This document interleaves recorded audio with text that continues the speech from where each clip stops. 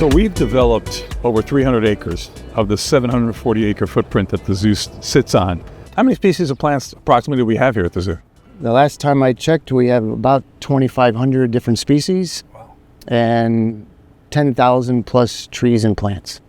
I love the way things look natural, like here you're looking at the pine rockland, you got squirrels in the trees eating the pine cones, you see the butterflies flying around. And I think that's something that's important to show natural habitats. It's another thing I noticed when I first got here was a lot of hedges cut, squared, flattened. And I said, that's not the way plants grow.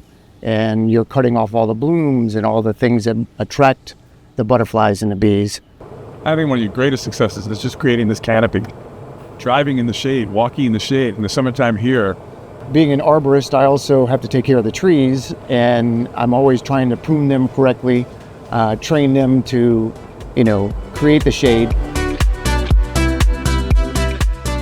So I think of all of the quote-unquote gardens that you created. This is probably my favorite, creating this beautiful wetland area here in front of the Tiger Temple. It was a wetland.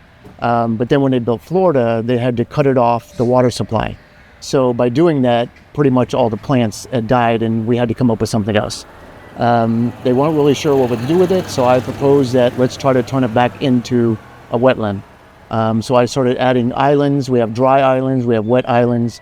And since then, we've had many birds and I've actually seen native birds go in there and hatch eggs. I've seen some gallinamules and coots go in there with their youngsters. So it's working. And I tell you, for me, it's a huge transformation. I've been here a long time, but to come out here now and look at it, it does look like an actual wetland. So